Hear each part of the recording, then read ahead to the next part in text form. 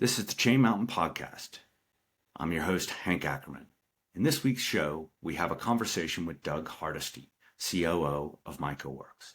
In this conversation, Doug discusses the innovative production of their cutting-edge material innovation, its sustainability benefits, and the challenges faced in biotech manufacturing.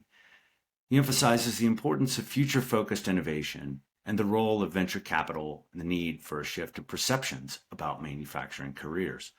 Doug also highlights the significance of bridging the education gap in technical skills and predicts a future where biomaterials and a better work-life balance in manufacturing will be prioritized.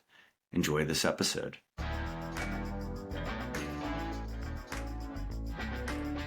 Hi, Doug. Thank you so much for joining. Really excited about today's conversation. So let's get into it.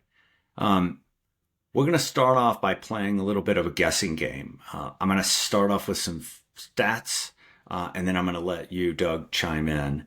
But listeners, see if you can guess what natural ingredient is at the heart of what Doug's company makes.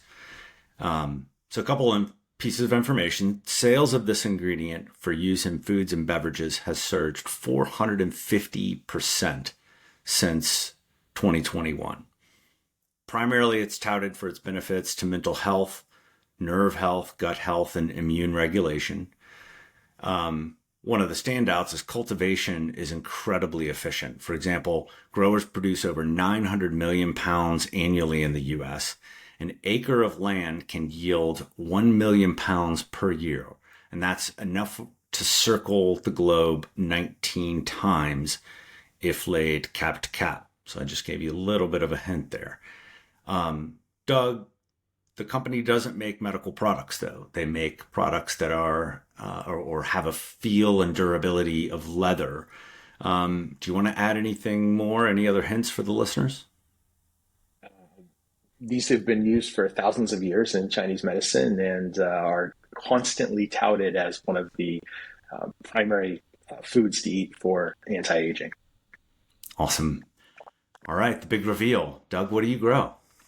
So MycoWorks grows Ganoderma, which is a type of mushroom, specifically the roots of the mushroom, which are called hyphae.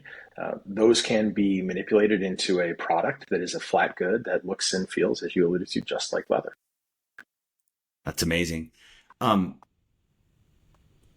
you tell me a little bit about the production process, right? Without giving away any secrets, but obviously you need to, grow the mushroom itself, and then the conversion to, the end product that you're providing, and then maybe tell us a little bit about, some of the performance characteristics of that product.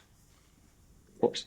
Fundamentally, it's a fermentation process. So think of it as solid state fermentation, which is something that's relatively new. It's been used in the pharmaceutical industry for quite a while, maybe 20 years, but it's typically when you hear fermentation processes, you hear liquid and you think of liquids, right? Things like ingredients for baby formula or your ingredients for food products. In our case, we grow the product on a substrate, wood, just 4 simple ingredients: wood, water, pH buffer, and mushroom spawn. And grow it out. And over the period of about 30 days, it's grown into a flat good. And that flat good then goes to a tannery, which is tanned. Use the term loosely. It doesn't go through all the nasty chemical tanning processes. Yeah.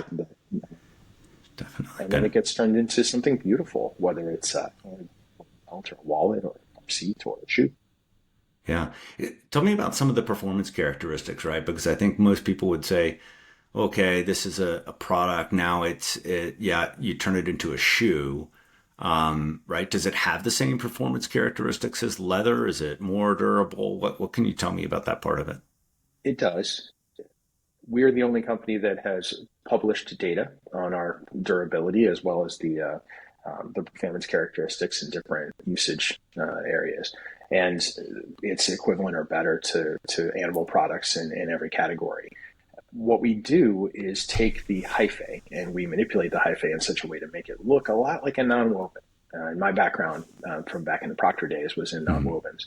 And those nonwovens can be incredibly strong, as everyone's familiar with in their daily lives. And by intercalating and causing those hyphal strands to become something that looks like a nonwoven, you can build an incredible amount of strength.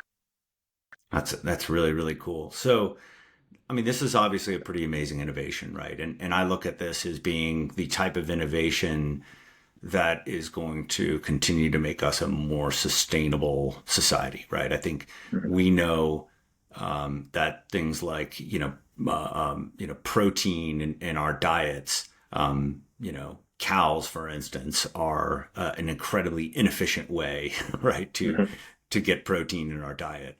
But it tastes really good.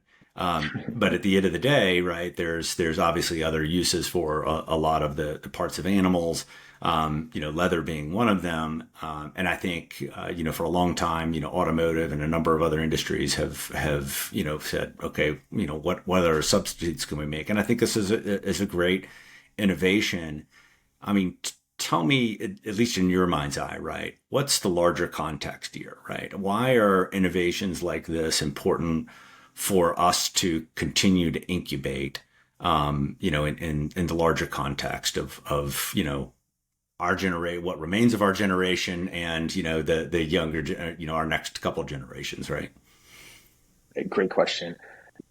We've, for a century and a half, been working on improving food production and improving production overall. Right. But that has caused some negative benefits, and doing something that's more in harmony with nature and what nature really had intended, maybe a little bit manipulated or a little bit controlled, but in any way, something that both occurs naturally in nature and grows with it in harmony, is the wave of the future, right? We have, right. I think, my grandparents were farmers, and they, I think looked at, maybe nature as something they needed to put chemicals in and control and really drive production and yield. When you're looking at these products, it's a little bit different. This is the only, process in the world where, instead of looking at, well, let me put it in terms of a cornfield. Right. If I was a corn farmer, which my family was back in the day, you grow every bit of, corn kernels on that acre you possibly could. Absolutely. And in this case, we're actually looking at a beautiful thing, right? So it's not about biomass. It's not about which chemical we can get substrate. It's really about making something that both performs very well, but also has a really good appeal for the customer, has a natural feel.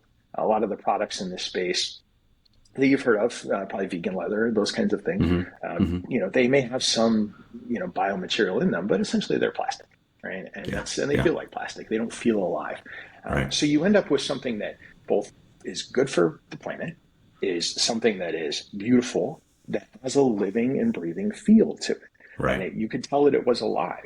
And so it's a win-win-win. It's not a customer imperative, or it's not a problem for the customer that they've had to make a choice, right? They've had to go off and maybe have a product that doesn't work as well, or doesn't last as well, or doesn't feel as good, or isn't as beautiful. Instead, they have something that works and functions and is beautiful and feels real, and they can be very proud of for generations.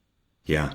It's such a great story. So, in my mind, I think back, and one of the critical success factors for American businesses over the last, say, 50 years is our access to capital and kind of the associated risk tolerance, right? And if you look around the world, that's one of the differentiating factors of the U.S., right? Mm-hmm. Now, we've had some spectacular success in some areas and some spectacular failures.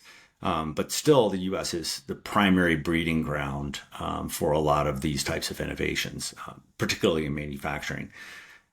We often think about innovation kind of in product terms, right? So here's an innovative product. And I think you have an innovative product, which is really, really cool. But sometimes we don't think of it in terms of how we marry innovation to improve the way we work or the efficiency of creating the product itself, right? I think it's important to, if I peel back the onion, per se, let's talk a little bit about kind of how you've been able to marry, other innovations that have come forward, and some older methodologies like Six Sigma, to be able to bring some of that innovation in terms of how you're doing and how you're making this product versus the innovation of the product itself, right? So how have you used that to, kind of transform your biotech manufacturing, particularly in kind of managing contamination risks, I think is one of the areas we talked about, right? Sure. Yeah, that's been one of my favorite parts of my career, is taking incredibly difficult technical challenges and leading teams through, the scale up and startup. So let me tell you a little bit of story about crisis to control and one of the events we had last year. So last year there was a huge contamination event, and in biotech, contamination is one of those, it's almost an enemy at the gate situations. You're going to have it. It's going to be there. And the question is how bad. And in this particular case, it was extremely bad, upwards of 90%. And, we're throwing more things away than we can. And, there was obviously a huge amount of consternation and hand wringing, and everyone was working through the issues and using those tools that we all know, the basic tools, 6W2H, that kind of thing.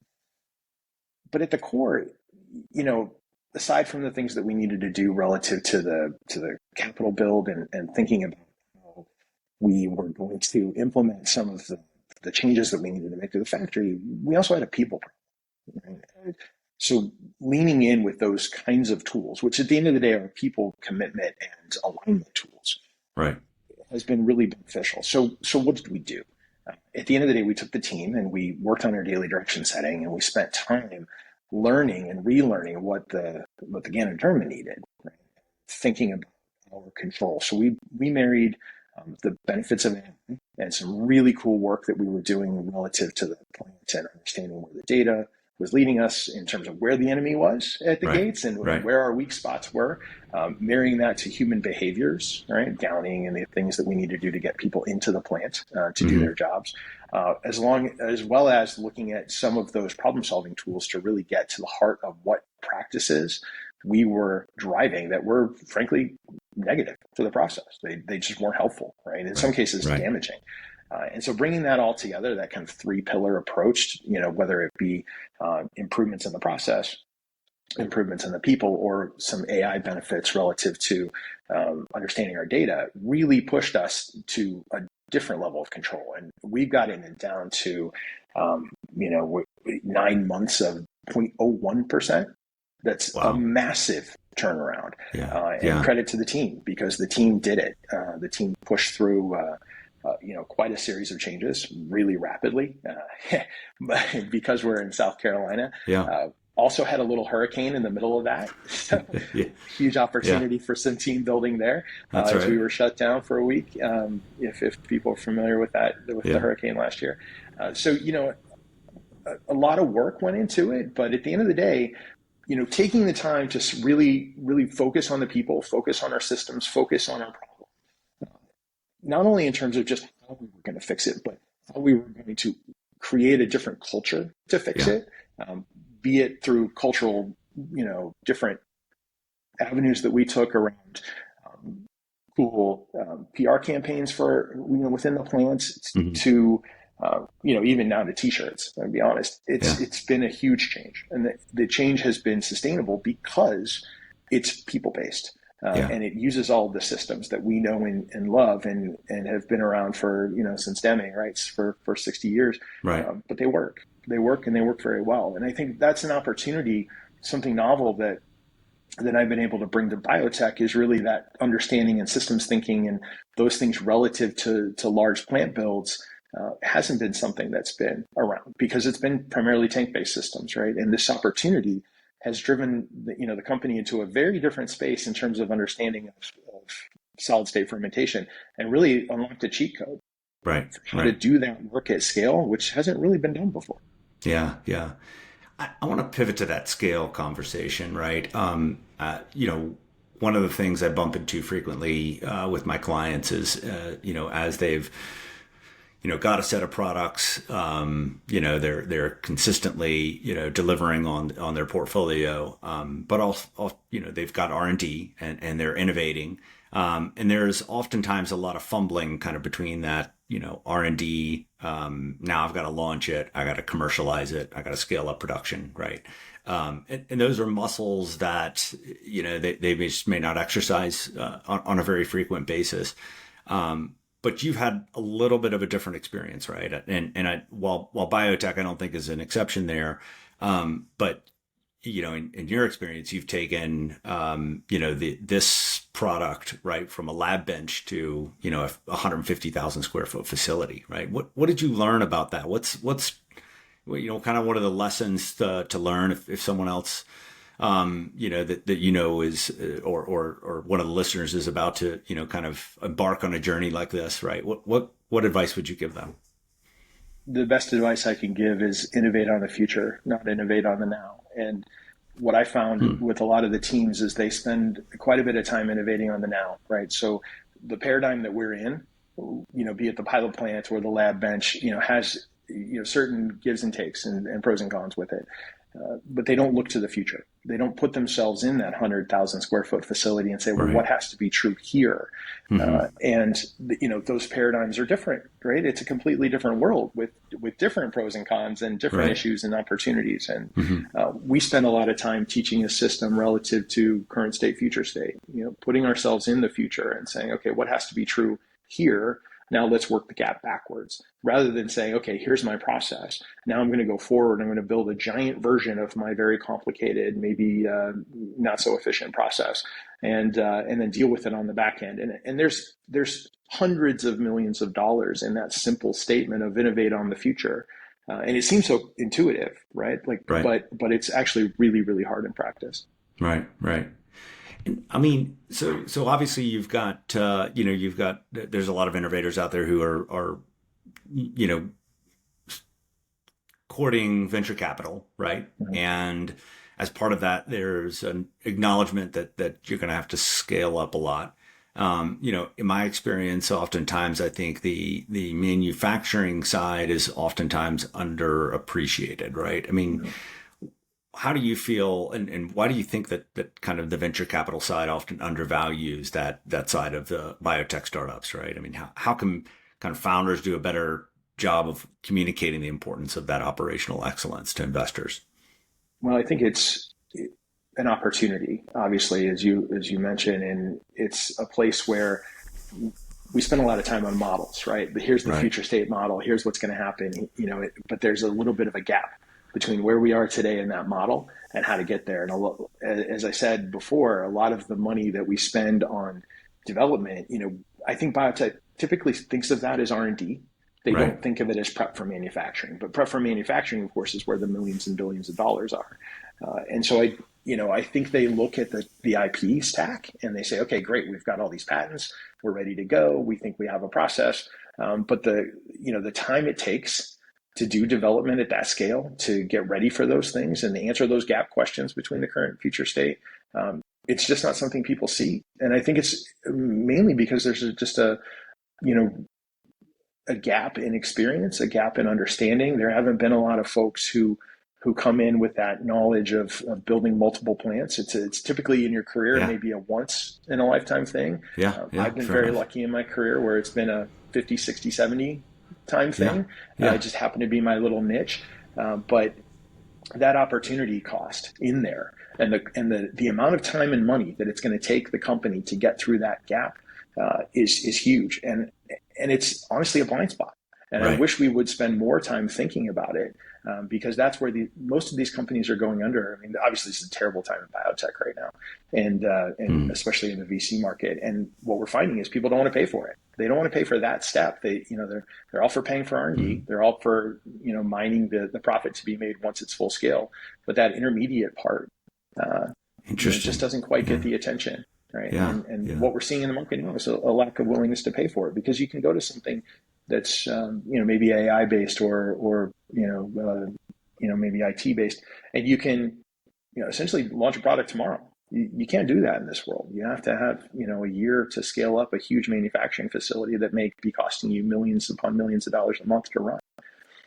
It's really interesting. You kind of separated out that, kind of skill set, if you will, right? That there's there's that scrappy startup, build it skill set.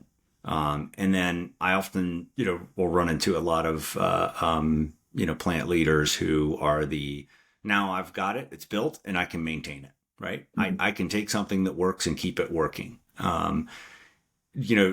Do you see those as being somewhat incongruent? Are there traits that, pass over the two, or what are the traits that kind of define that, call it building of the culture and transitioning from the scrappy startup culture to a more refined, stable process, right? Well, typically in these companies, my experience is you see three groups of people. Right? There's the scrappy startup folks who really enjoy that world and live in an element of chaos, and that's their passion. Yeah. In the intermediate, you need to build systems, not complicated systems, not, maybe Fortune 100 type systems, but systems, some basic systems. And you have some folks, who maybe fall off going into that phase. Mm-hmm. But those systems are critical. And without the ability to build those systems and having those builders, as I call them builders, I keep going back to this metaphor of builders and maintainers. Right. So the idea of a builder is somebody who comes in and runs that, kind of 2 years, 3 years in between the lab scale and the factory, and says, okay, let me put enough in here so that when this factory starts up, we can achieve revenue, and we can, mm-hmm. Have all the systems in place, right? Whether it be people systems, IT systems, or business systems, as well as manufacturing systems. And then you have your maintainers. Right. And those folks are typically the ones who come in, who have steady experience, who say, okay, I got a facility, it's got 400 people at it. I know how to manage this from here. And they're incremental improvers. Right. And you need all three of those groups. And they're very different skill sets. And it's hard to find someone who can, go across all three of those. And I think as I've built the teams, and in my experience, it's good to have that mindset of, I know I'm going to need different folks, and I know I'm going to need different culture, and I better be prepared for it. Right. I love this discussion. I want to kind of move a little bit more into what are the traits that you find, important, and what are you hiring for in young professionals today, right? What are the traits, experiences that matter most to you beyond just the technical skills or academic pedigree, for instance, right? Yeah, I think that it's a really good question, and it's a really hard thing, and it can tend to seem like a seat of the pants or a gut decision thing. But at the end of the day, I think we're looking for problem solvers. I think we're looking for folks who can see the future, who can put themselves in that situation where they're 2 years from now and say, what has to be true? Having engineers with operational experience is absolutely critical. Someone who's been there, done that, who's been on a floor. I encourage everyone who's in engineering to get on the floor at least for 6 months. Learn what people deal with every day. Spend some time understanding. Get out there, right? And don't, the best engineers don't work in conference rooms. And so the folks who are willing to, look across the entire organization, the learners, those are where I'm really interested in, folks. And those tend to be the highest performers, without a doubt. Yeah. I like the term problem solvers, right? I mean, no one has a degree in problem solving, right? But I remember, coming out of business school and going into consulting, they would do, case studies. And so basically this was their way, the consulting companies, of testing your problem solving capability. And they would give you a case, they kind of give you the background, right? And you would have to walk them through, a series of questions on your part. They would answer, and then they'd test, how good is this person at actually breaking down the problem into the correct pieces, et cetera, et cetera. But that's something, you didn't even learn in school. You learned it kind of as they were getting ready for you to go find a job, specifically, right?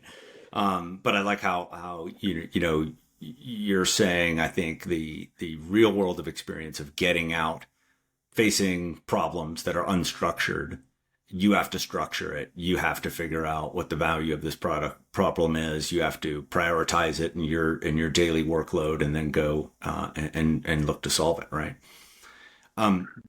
As you're kind of competing against some of the sexier tech careers, right? That are promoted by social media or even coding used to be a sexy career. I would say used to be, right? Not so much at the moment, right? But how come manufacturing, especially biotech, right, which is obviously a core competency of the U.S. market. How does that appeal? How can you make it appeal to younger generations kind of seeking some purpose and innovation? Well, manufacturing has a huge PR problem. Manufacturing is something that, I don't know anyone of the next generation who's really, dying to get into manufacturing. I'd love to meet them. As you alluded, there's influencing and there's a whole bunch of things that seem a lot more fun and interesting. And I think, if you think of my generation, I grew up in Cleveland, and I was there when, all of our parents were laid off from different steel companies. I know in the South, they've had the same thing, especially in the area around Greenville with textiles. So, everyone's kind of inherently understands the instability or think there's instability. So, you both have a career that seems, not fun, and it's a huge amount of hours and requires a lot of travel. And you also have a career that, seems unstable. And so it's not something that folks want to get into. I think leaning into, and I sat on a panel at the Governor's Economic Forum last year, and my entire thesis was we need to show mission. Right, there is mission here, a very different mission than folks think about, and we know the generations to follow are much more in tune with what their leave behind to the world is and what their mission is, and want to have something that they're working on that's both important to their career but also important to the world. And so, spending some time in manufacturing, both showing folks that there's stability, that there are key skill sets that are transferable. There's a mission that we're not necessarily ton of steam chemicals into the water. Doing things that are helpful to the environment is really critical, and selling them to the youth, getting folks early on, convincing them there's a career here. It's not going to be with cold dust on your face every day. Is really key. You go to biotech, and it's the opposite. Right? Everything's clean rooms and gowns and that sort of thing. Yeah. Cleaning. So you don't necessarily have that side of it, but you do need to show that passion, and you need to show folks, how you're making an impact. And we as leaders in the future need to lead front and center with it. It can't be about, we make a cool product and it makes money. It has to be more. Right. You made a good point about the educational systems, right? I want to dig into that a little bit. I mean, what do you see as the biggest disconnect between those educational institutions and some of the skills that kind of small, mid-sized manufacturers actually need, right? How do you, not to say you have an answer for it, a silver bullet on how that gap could be closed, but you mentioned mission, right? I think it's extremely important. Certainly the PR problem is a huge one, right? I mean, how do we, kind of at an earlier age and in people's, life cycles, do we begin to say, hey, this is, something that, you can make a life out of, right? What's your take on that? Well, we've built a system, I think, a little bit, that's a little bit counterintuitive. You go to college and you get an engineering degree, or you leave high school and you go. There's really no in between, but there are in betweens. There's mechatronics. There's other forms of education that make you highly valuable. That are good careers. They're very well sought after. Some of the best people in my manufacturing career have been mechatronics folks who are working on automation. Can you explain? I'm sorry. Can you explain to the listeners what mechatronics is, if you will, real quick, and then let's dig into that, because I think it's a super important point. Yeah, as we look at Factory 4.0, right, we're doing a lot of work with, both computer systems relative to MES and so those sorts of things, controlling automation. And it's there where Mechatronics lives. Mm-hmm. Mechatronics lives at this, intersection of the robot or the machine on the floor that's actually doing the thing, making the widget, or, stamping the widget or whatever, and the ability to control that machine. And so they spend a lot of time on Allen Bradley equipment or control systems, Siemens equipment, those sorts of plant-based systems that are really critical. But the more we bring in AI, the more we mine data from those systems, these jobs become more and more and more critical, right? We can't automate automation, right? There's not a robot that goes out and fixes robots yet. And so, those folks who are beyond critical, right? Because if those pieces of equipment go down, you're done. Like you're full stop. It's a lot different when I started. All this work was done with a pen and a piece of paper. I always joke, it's chalk and a slate, but it's not. I'm not quite that old. But there's huge opportunity in that field to be an indispensable folk and on the floor, and that's an opportunity where those are six-figure jobs. Those are not bad jobs by any stretch, and they're in most cases one of, if not the most highly valuable people in the plant, and you need more of them. And as we begin to build back, I think, plants in the United States and more manufacturing capacity, those folks are going to be more and more and more valuable. They're worth their weight in gold. I think, to me, that's part of the PR problem, right? Is that we're saying, we want to bring back the jobs where you screw in the screws in an iPhone, right? And in reality, what we really need to be saying is, we want to bring the job of, someone with a mechatronics degree of some sort, or with a hybrid, capability, who is going to help create the controls, program, fix the robot that is going to do that, right?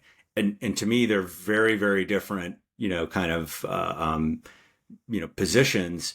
And I think that when people talk about going into manufacturing, right, they see that, coal dust and kind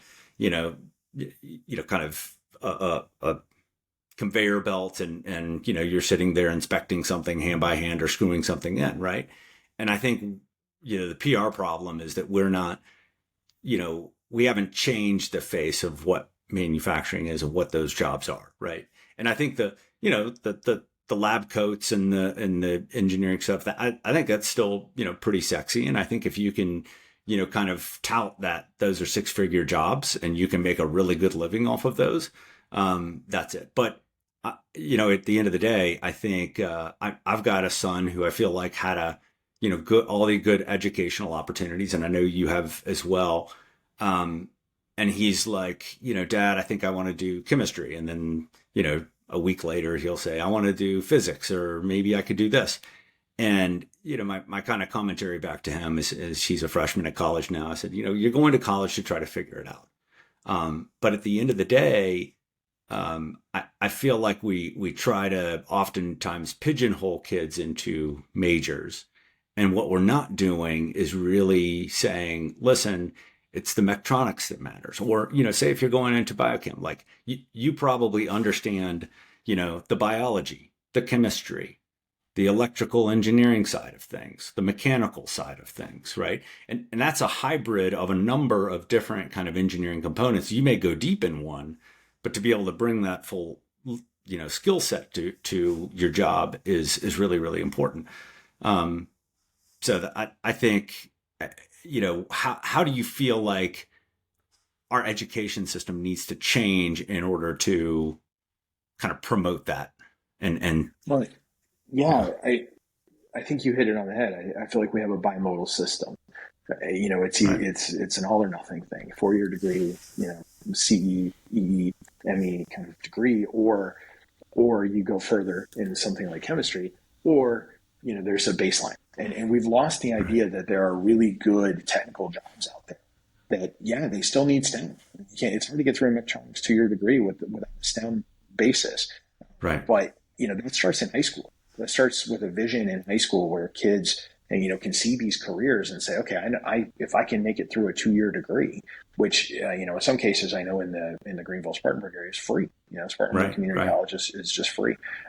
Where I think life gets in the way, though, is, when we're looking at 2-year degrees and things, there's huge opportunity to help folks with that. Even if free degree isn't free, There's still 2 years Right. of opportunity cost. There's 2 years of needing rides. There's 2 years of books. There's 2 years of those sorts of things. And so the opportunity is there to, I think, with our educational system, look a little bit past the books and tuition part and look into Mm, the life part, and not only meet kids where they are in terms of their career aspirations and where, what kind of life they want to have, but also meet them with, we know that 2 year degrees are hard. We know it's hard to get through those 2 years. And if you're not able to pay rent, you're not too worried about going to school anymore. And having that opportunity to do that has been one of the things that I've spent a lot of time on. I know in the region, I was blessed enough to have one of our investors actually invest a couple $1 million in the area. And it's really changed how people think about it, right. because getting through those 2 years can be really tough. So the kids that are blessed and their families are in a situation where they can send them to a 4 year school, they go do that and they work summers or whatever, and they do their thing. But the kids who are being shown a vision, which is great that they're even being shown the vision of something like mechatronics or manufacturing, Right. they need help too. And it's Yeah. not just free tuition; it's really where life meets the road. It's a Because great that's point where I because think, they're getting yeah, squeezed, right? I mean, they are, they're the target, right? I mean, housing's becoming, extortionately more expensive in a lot of, critical metro areas. You've got obviously, groceries and other things and that are causing inflationary pressures on their day-to-day budgets. And it's expensive for them, to live, let alone walk out with a big debt, right? And I think that's a problem that we need to solve for.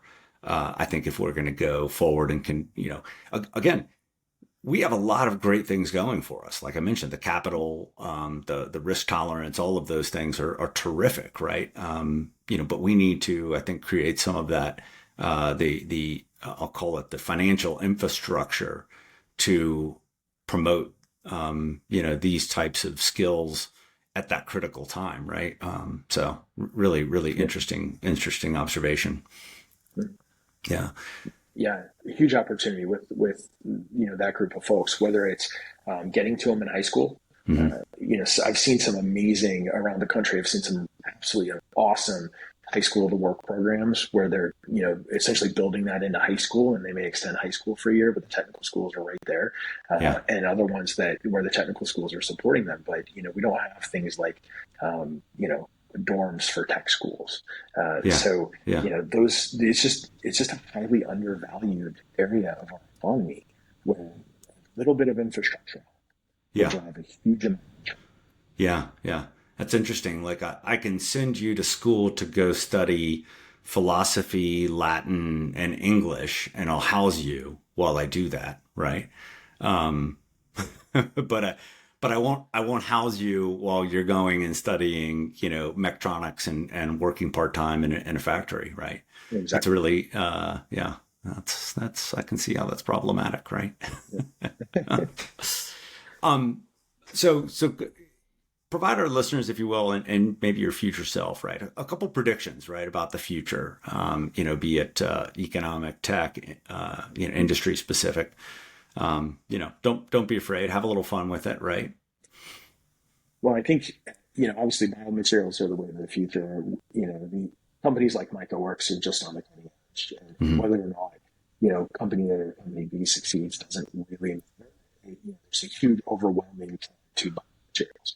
Right, We can't keep, to your point, we can't keep just growing chemicals for leather goods. right. As we cycle through the different attitudes and the different things that we've learned about health and food and all these things that are coming together, it has to become something of the future.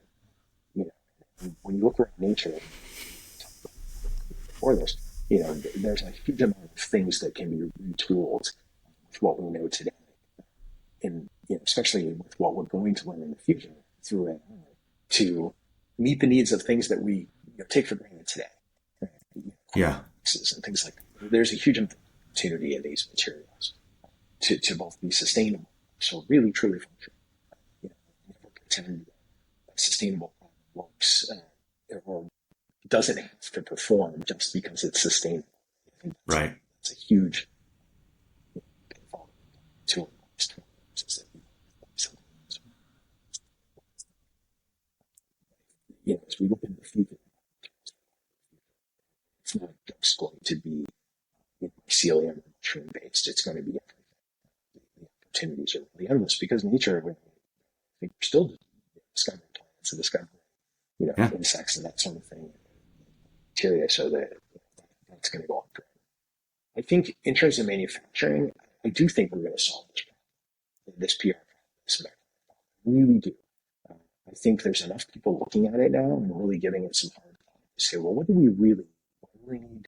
What do we need to put out in the world as a country? Do we need 4 million or do we need 4 million as well? Getting to an opportunity where that's good. Things that can't be done by AI, are these kinds of things we've been talking about. We've all seen the power of AI, that sort of thing. It's great. On jobs we can already see are going to go away. Some of these jobs, they're never going to go away. So there's an opportunity, I think, for us, especially as we reshore, to do that. I do think we're going to reshore a lot more. I'm very excited about that. I think we're going to go back to where we were 60 years ago in terms of our manufacturing capability, because we're seeing it.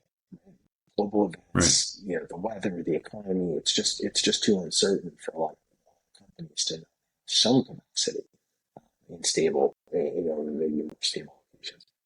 And then also, for us as people, I think one of the things we didn't get to talk about very passionate about, we have to do manufacturing and work different.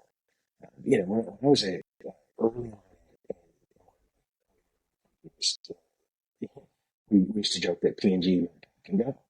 And you knew if you were in manufacturing, you were going to end up in some far-flung place for several years. All roads eventually led somewhere else. Right. And we're also, I think, grew up with this idea that if you're in some kind of supply chain, you're going to be working 12, 16 hours a day, you're going to come on Sunday. This all has to change.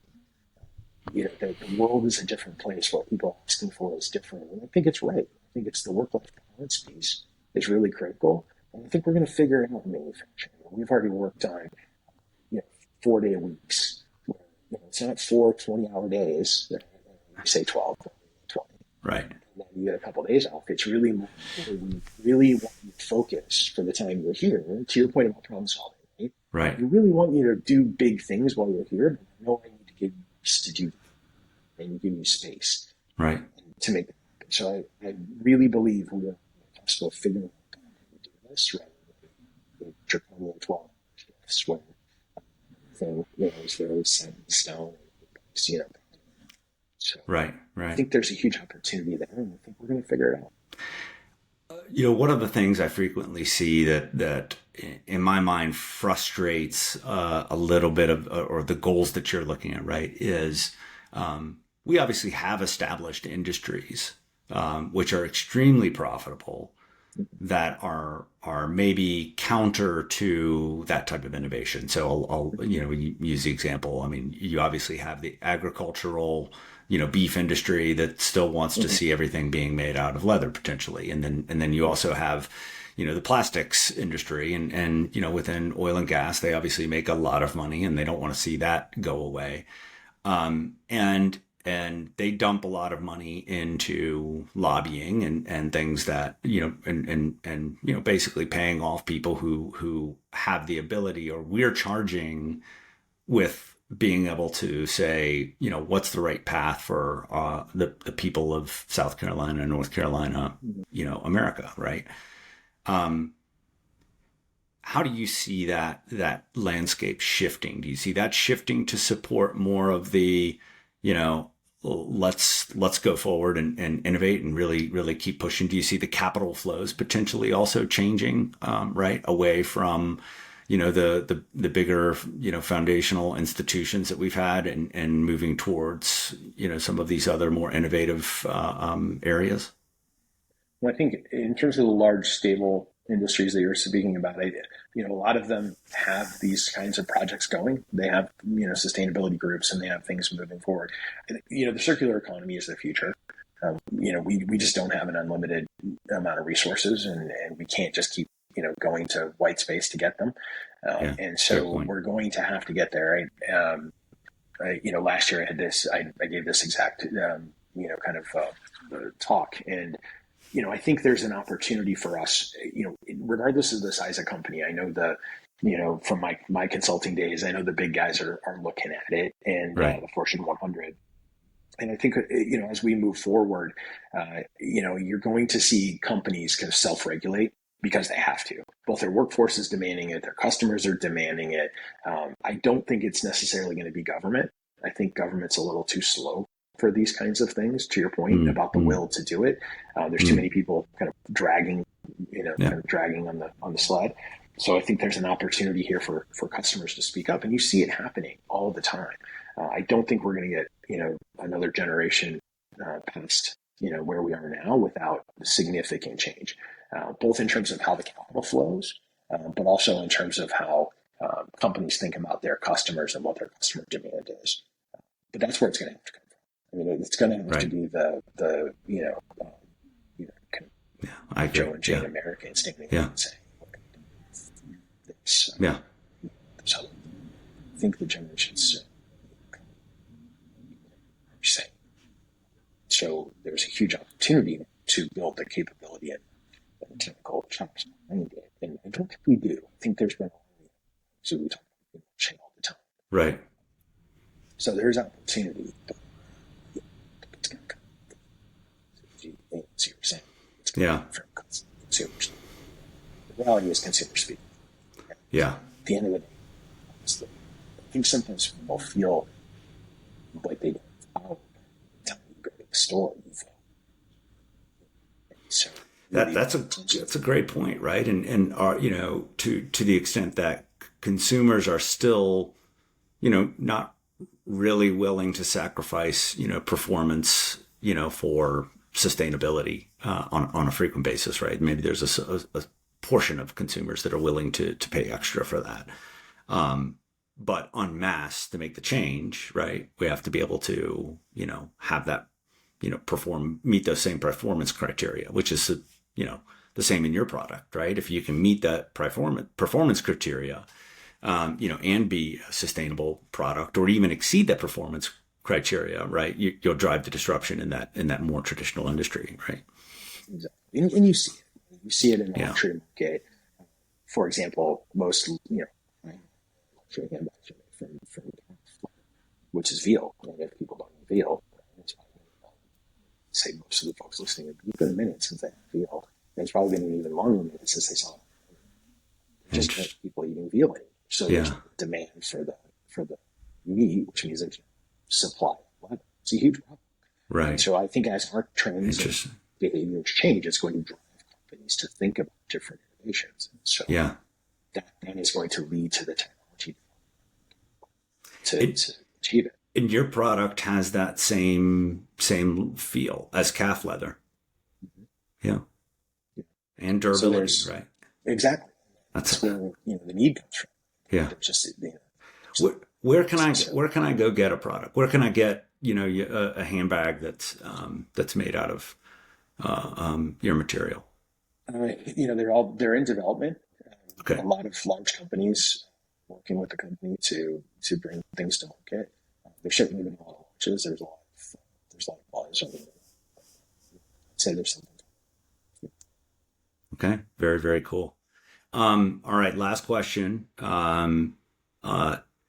Willing suspension of disbelief, right?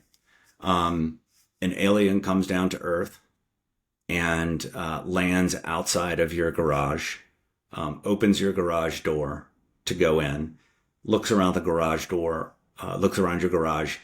What does he infer about humans from what's in your garage? That's a great question. I think that we have all this stuff. The boxes of stuff. I'm sure most people have boxes that several years of just sitting, collecting this stuff. I think there's, I look in my garage, for example, I have a gas car, company's car, electric car. So I'd say we're in a transition. We're in a transition to where we know we need to go. but we're still clean a little bit. We're still slow. Humans aren't necessarily the greatest early adopters. We've seen them. We have a small percentage who are, but it usually takes a while for folks to transition over. And we're attached to our stuff. And I think that's what he would see, or what they would see and I think we're in a transition. And even though, we may lead these organizations kind of doing this thing, when it comes to our own home life, are we really there? So there's a huge amount of opportunity. Yeah, I think that's what you'd see in my Absolutely. a lot of stuff I haven't looked at, and a big transition, and it has to be true for humans to survive. Yeah. Yeah. Oh, that's great. That's a great answer. Well, Doug, listen, thank you very much for the conversation. It's been absolutely tremendous. I've learned an enormous amount today, and I'm sure our listeners have as well. Would love to keep the conversation going. And you and I don't live too far apart in North Carolina and South Carolina. And I'd really love to see this region, kind of, continue to transition from what was traditionally, textiles and furniture, industry base, to the industries of the future, right? And I think our local governments are trying to help, but I'd love to, see whatever we could do together to continue to make that change, right? And I think that's a important transition for us. So thanks again for your time. Really, really appreciate it, and look forward to keeping going. Let's make manufacturing sexy again. That's all we got to do, right? It's that easy. Absolutely. Absolutely. And thank you. All right. Thanks.